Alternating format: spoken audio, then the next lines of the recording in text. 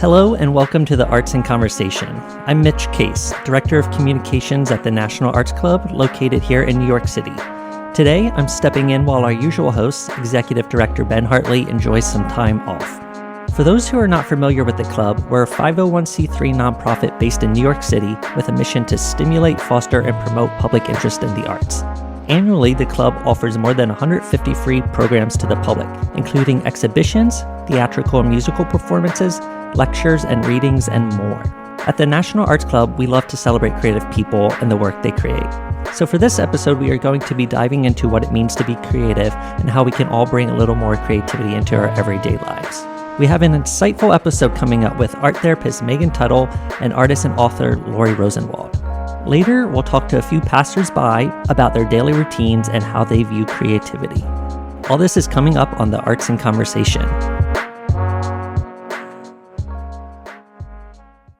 As an arts therapist, Megan Tuttle cultivates people's creative capacities at all ages and abilities. For the last 3 years, Megan has led our partnership with New York City's Administration for Children's Services, conducting weekly sessions with children in their care, as they're experiencing what are often very traumatic situations. Let's welcome her now.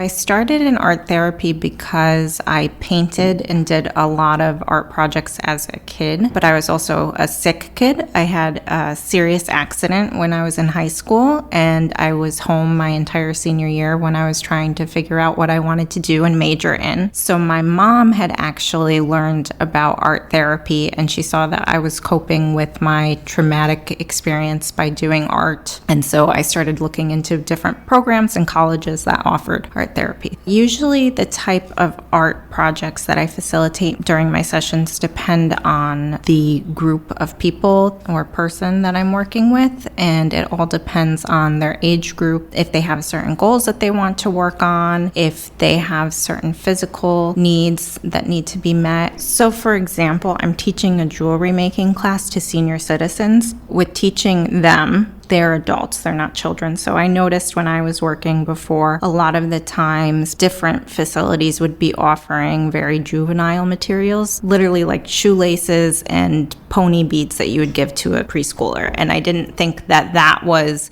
necessarily respectful because they wouldn't end up wanting to wear that jewelry at the end, although it was easier for them to work with. So when I'm teaching my jewelry making class, I like to make the materials be beautiful still so that they would want to wear them, but I'm mindful of what materials I use. So whether it be bigger beads, or a lot of the time I'll give them something called memory wire so that the beads don't fall off the string while they're putting them on, but I make sure that it's still purposeful and beautiful so that they'll actually want to appreciate their art after they're done. I think that art is therapeutic for people because you don't have to think about your problems while you're creating necessarily. It's an outlet for expression, and you can be going through a very traumatic experience, or you can even be happy and you can just let it come out in your piece and have a respite from what you're thinking about. I think that art therapy affects different age ranges by providing them with different skills. So a child maybe doesn't have fine motor skills developed yet because they're still young, whereas somebody who's 70 maybe is starting to lose their fine motor skills that they spent their whole life building up. So even though it's kind of a similar struggle that they're going through, the age development is totally different. So for a 5-year-old, I would offer them some kind of process art. So it's not so much about what it looks like in the end result. It's more about using tools and utilizing their hands to build up these skills versus somebody who's 70. The end goal is going to be something that they're going to enjoy and appreciate and be proud of, but I would adapt it so that they don't notice that they've lost the strength in their hands or whatever their problem may be that they're experiencing. Some of the healing outcomes that I've noticed with clients that I've worked with, I've had clients not want to join at all and just sit and observe. I don't ever push anybody to come to my groups. I will offer them to even stand in the doorway. That's totally fine. But I worked with a veteran who was I think he was in his 70s, and his first session he observed, and slowly he came from the doorway into the class, and then it was hard to get him to leave because he always wanted to stay. My work with National Arts Club and the Administration for Children's Services is a 1-hour weekly class, and I see typically kids who are in the age ranges of 8 to 13, and I do a lot of process art to help them release some of their frustrations and stress and things that they're going through. And it's not necessarily about the outcome of the artwork as much as it is making it. And we've been making things lately like slime, which I know a lot of art teachers and a lot of art therapists don't consider that to be art, but I do, because it gives them creativity. They're using different art materials to make these things. I give them a lot of choices, and then they have something that they can use and play with. I try to incorporate different elements of play with the kids in foster care because they've left all of their belongings at home. So another project that I like to do is creating worry dolls, where the kids make a friend that can transition with them through the entire foster care process. If I have them do 2-dimensional artwork, they don't even have a wall to hang it on or a place to store it, so it's not necessarily therapeutic. It's something that they can actually use and play with. Honestly, working with the kids in ACS, I'm not sure if they're aware that it's an art therapy class or that it's meant to be therapeutic, and I don't really push that too much because I feel like they are going through so many things with social workers, psychiatrists, psychologists during this transition. I want it to just more be about fun and expression, and then the kids will end up saying things like, "This is relaxing," or "I got to forget about missing my family," and I think that focusing on having fun and creating and making an environment like it's an art party is a better approach with working with them. So they're actually excited to come. I encourage people to tap into their creativity by having them use materials that they've never been exposed to before a lot of the times, or just experiment with materials. So, for example, a lot of people haven't used something simple like watercolor pencils. Just playing around with them is a good approach and not worrying about what the outcome of the piece is. People can foster their creativity and treat it as a priority in their lives by carving out some space each day to do something that's creative, whether it be writing down an idea of something they would like to work on, or I like to use a lot of recycled materials. So even if I don't make something that day, like saving some things that I find interesting that I'm going to incorporate in a piece later, or I don't always just do visual art. A lot of the times I'll write things, or I'll think of a poem, different outlets to my creativity. When I was in high school, I had a cancer scare. It looked like I had lymphoma, so I needed lymph nodes removed behind my ear. And during the surgery, there was an accident and half of my face was burned. I was going through a lot where I physically was not only in pain, but I was kind of mourning the loss of my face, and I didn't know what the outcome would be. And for a teenage girl, that's extremely worrisome and traumatic on top of being painful. So I just started painting, and I would paint a lot of faces and trying to process the potential that my face maybe wouldn't heal and how that would look. I would go through different stages of the burn and do different paintings of each stage. I started being more proud of who I was as a person and what I was able to produce, because prior to that, it seemed like a large part of my life was having attention for being pretty. And then after that, a large part of my life was trying to refigure out who I was to the world, so what I wanted to put out there, and I was able to do that through my artwork, and that really helped me heal. And it also actually took away a lot of the physical pain. While I was painting and while I was creating, I wasn't thinking about those things, so I kept that experience with me when working with my own clients and students now. When people are hesitant to create art because they feel like they don't have the skills or they're not good at art, I usually say that you don't need to feel like you're good at art in order to create. So it's not necessarily about how it comes out, it's about the experience of making. And over time, you may learn to love your pieces. I always suggest don't throw things out very quickly because maybe years down the line, you'll look back at it and realize it was pretty cool and you can use it into something else. Or a lot of the times, I'll set up projects so it's kind of fail-proof. If it's a person who's really hard to work with and really adamant that they're bad at art, I'll try to set them up with beautiful materials so that there's really no way they can mess it up. For example, I had a wreath making event the other day and I got them really beautiful dried flowers and beads and different things that there was really no way to mess it up. So everybody's came out beautiful and everybody was really proud of themselves. So those are just some of the ways that I go about dealing with that. Thank you, Megan. We all make mistakes, but how many of us do it on purpose? My guess would be not many. Our next guest, artist and author Laurie Rosenwald, is an exception. Laurie is an advocate of making mistakes on purpose and often hosts workshops where she guides participants in this practice while encouraging them to create truly original ideas. She tells us more now. My name is Laurie Rosenwald, and I teach a workshop called How to Make Mistakes on Purpose. I've mostly been known as an illustrator, and I've taught graphic design and typography.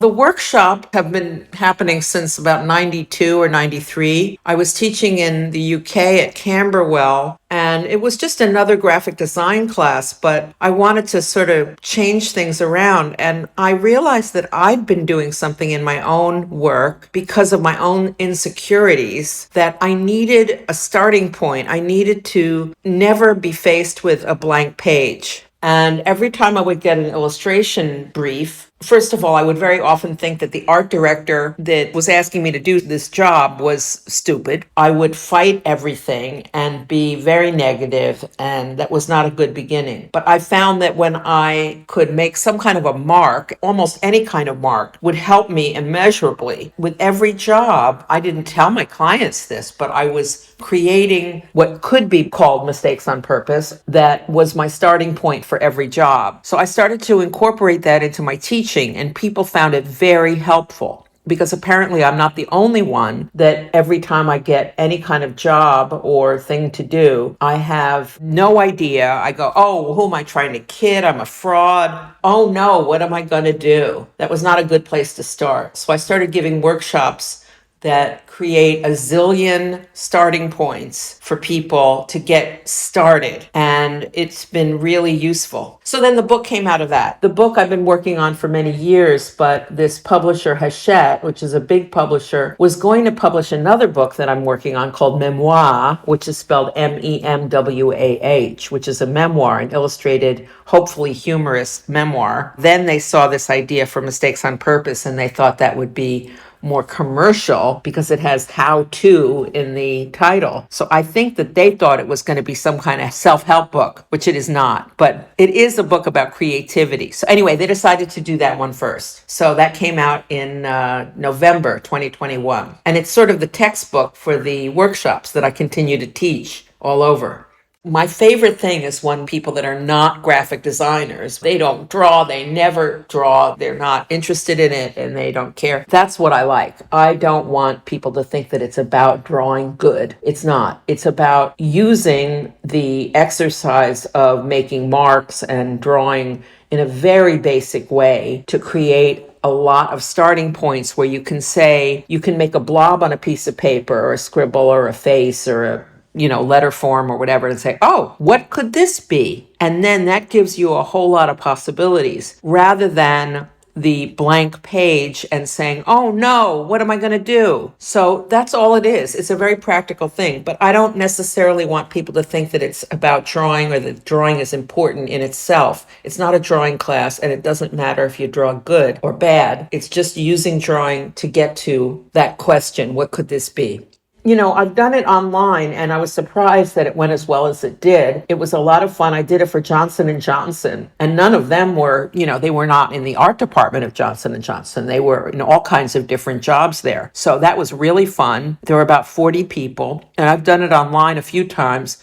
But I have to say that it's really fun to do in person the more people, the merrier. I mean, I've done it for 2 people and I've done it for 200 people, but I love to have a huge room full of people and I play loud disco music because that's what I like. And it's like a party. So people have a lot of fun and we sometimes have a dance party after. It's extremely casual. It's chaotic because I want that. I want to create chaos. The subtitle of my book is Bring Chaos to Your Order because in my view, most people that have any kind of education are using some form of digital media in their daily life. Computers don't make mistakes. They can't. The only thing they can do is crash, and that doesn't really count. So when I bring this back to, sometimes we draw with like shoe polish or just poster paint and a sponge. There's a lot more individuality in that world and a lot more fun, really, in that environment, and we make a big mess. And it's just a way to do things that you don't do normally. And I also want people to know that I'm not against digital media, not by a long shot. I use it every second like we all do. But I like to combine the things we do in the workshop, which are completely analog and chaotic, with the strictness and order of the digital world. So to me, that's ideal when you have on the one side something handmade and organic, and on the other side something perfect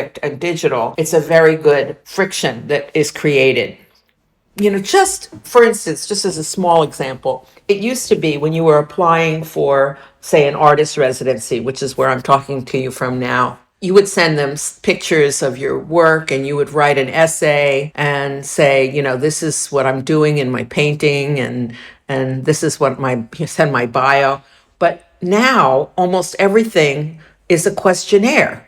I mean, I have a friend that just wanted like a waitress job or something, so she was, 20 or something, a friend's daughter. And, she was doing the same thing. Like everything is online. Everything is a form to fill out. And I don't think it does not bode well for imagination and creativity that everything is like that, is so ordered and so specific and demanding in that way, and that you're never able to just start something from scratch anymore. So that's what I want to bring back, is that possibility in everything. I need to fight a little bit against these digital overlords that we've had for so long. I'm kind of tired of it, and I want people to be able to make their own fun and make their own ideas. I'm very much for originality, and to do that, you need a little bit of chaos. So I try to bring that back in a safe and pleasant and fun way. I've gotten letters from people at all kinds of companies, like I've done this for Google and Starbucks and Meredith and BuzzFeed and all kinds of different places. And I get the best reactions from people that are not artists or designers in any way, that it seemed to open like a whole new box of stuff. Like, first of all, I think that it allows people to get started when they're stuck. And I think almost everybody at one point or another gets stuck in their work, especially when they're very good at their jobs. What happens is a lot of people get trained, and sometimes on a particular platform or group of applications, so that, they can instantly, please their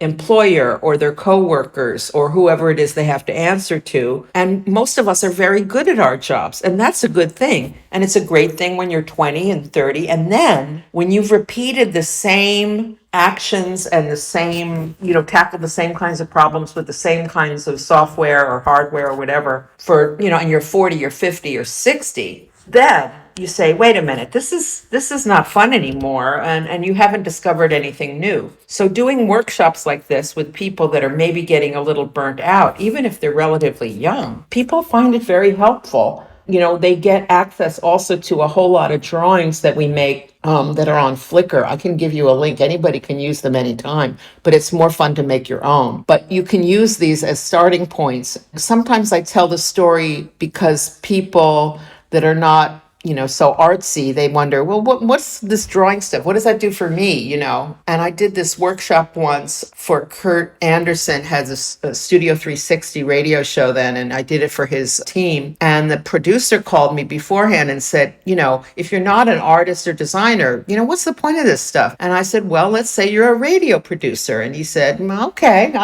I'm listening, because he's a radio producer. I say, well, part of your job evidently is to ask Laurie Rosenwald, hey, what's going to to happen next week when you come in here and do this thing. And you could ask me a lot of good questions, like, where did you go to school? Or just like you're doing now, you could ask really good questions. But let's say for one question, you picked up something on your desk and you let that be the question. And I said to him, I'll do that now. So I picked up a novel, and the first two words on the top, was a random page, were gold bullion, like bars of gold. So I said, okay, I'll let that be the question. So I say, Laurie, are you raking in the big bucks doing this at corporate offsites, or is this something you mostly do for art schools, etc.? Now, that might not be a great question, but it's probably one he wouldn't have asked me, and that is very valuable. We're never in a state of not knowing. We can Google anything, anytime. And it's kind of fun sometimes not to know things. And just, the feeling of a dinner party or, at a restaurant or being with friends, I very often look around in a room and half the people are on their phone. They're not talking and engaging with each other the way they used to. So of course, I think it affects us in a very profound way, and probably in ways that we don't even know yet. All I know is that I wouldn't do without my phone. I'm not telling people to throw away their phones. I hate it when people think that, that I'm against technology in any way. But what I'm for is to bring in something fun again that kind of forces us to make our own fun. In fact, I give an example in the Mistakes on Purpose book. I say, this I love. This I used to teach in Reykjavik in Iceland. I would teach just 1 week every year for the first year students. And me and some students went to this Mexican restaurant in Reykjavik one night after school. It was really a peculiar place. There was almost nobody there. And I'm not a vegetarian, but for some reason I ordered a vegetarian burrito. And when it came, it was just a flour tortilla on a plate, and it was folded up like a burrito. And then you opened it up, and it was a block of frozen French fries, completely encased in a rectangle of ice. It was the funniest thing I've ever seen. I mean, it certainly was vegetarian. It was a block of ice with some French fries in it. And the whole table was laughing hysterically. I wouldn't trade that for anything, That was a great moment.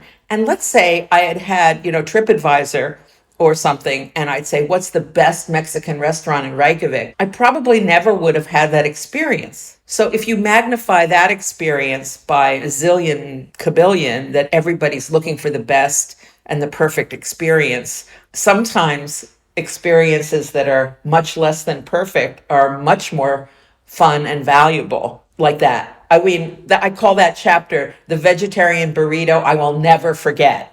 To be really honest, the title, Mistakes on Purpose, it's not really what I do. It just sounds good. What I do is I bring in the random, or I bring back the idea of chaos and random, but it didn't make such a good title for my workshop because I don't really think they are mistakes. It's just that we're literally creating a whole bunch of stuff in a big, big hurry. We use speed, the idea of instead of making one good thing, which is a lot of stress and pressure when you're saying, okay, now I'm going to write a great novel or, do a beautiful painting or, write a funny joke. It's too much pressure. So what you do is you write 100 jokes, you make 100 paintings, and you throw out 99. It's a different attitude. So I think that almost anybody in any job can use that method of working. It's really learning a way of approaching problem solving that is different than concentrating, researching, taking things very seriously.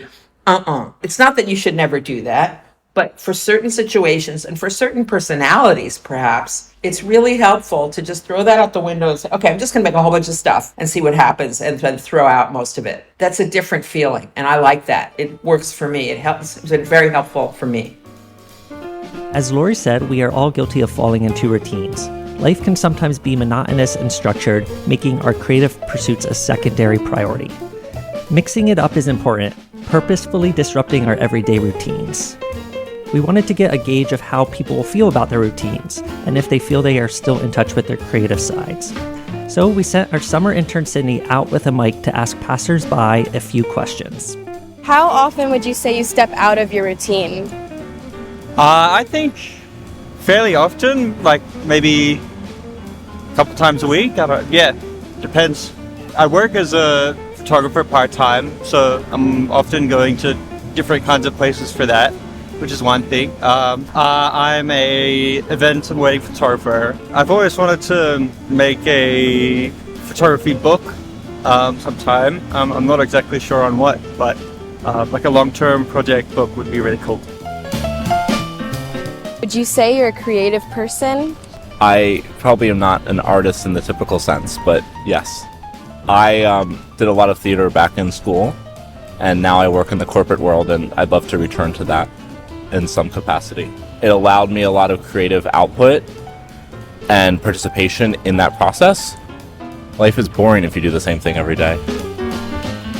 Would you say you're creative people, like either together or as individuals? Absolutely. I think that, I don't know if we have too much to show for it, but I think that conversationally, yes. I think we bounce around. I mean, I'm a writer, so I write like short fiction. It's like the best feeling, yeah. Yeah, and I don't have enough time for it right now to like, work a day job. So when I do make the time for it, I feel so much more like creatively free, yeah. If I had more time in my routine and like could incorporate writing more into my routine, I would feel just like making the space for it is really important. And so sometimes I like try to like disrupt the routine in order to do writing, and sometimes that feels like actually more forced in a way. I think routine actually does facilitate a lot of creativity, yeah. So how often would you say you step outside of your routine? My routine is not super regular right now. I think I'm a college student, so normally I'm super regular and I don't really stray from my normal routine, but I think over the summer, I don't know, like on a daily basis, I prefer less structure. I know that a lot of my friends prefer to like do the same exact thing every day, but I like at least being able to choose. It just makes me feel like less suffocated, I guess. Mm-hmm. I don't know if I would identify myself as more creative than the average person, but I do really like art. I really like ceramics and pottery. That's like the only type of art that I create, but I think that I also really appreciate like going to museums and seeing other art, but yeah, mostly with clay. I think it's harder to make time for things when I'm outside of my routine and I'm not super regular, but it feels better. Like I feel like I can come up with more things. It's less restrictive, especially with something like clay where I think like there's no predisposition to what you're going to be making. When I started, I was really interested in like ways to make functional pottery art, like, you know, like mugs that you can still use but that are really beautiful, and I think that kind of like took a turn and became really fascinated in things that look like functional pottery but are not. So some of the things that I really love making are like miniatures of mugs and bowls and things like that that you like clearly can't use but look identical to things that you can use. I'm like interested in, I don't know, like the psychology of that. Thank you to everyone who participated in today's episode. This is the final episode for this season. If you've been enjoying our podcast throughout the season, please take a moment to subscribe and give us a rating. Thanks so much for your support, and we look forward to talking to you again in the fall with more artists, creatives, and change makers. The Arts in Conversation is produced by Emily Cherish from Cherish Sound. Cherish Sound creates podcasts for businesses. This show is also produced by myself and Ben Hartley from the National Arts Club. And for this episode, our summer intern, Sydney Staton. We look forward to talking with you next time.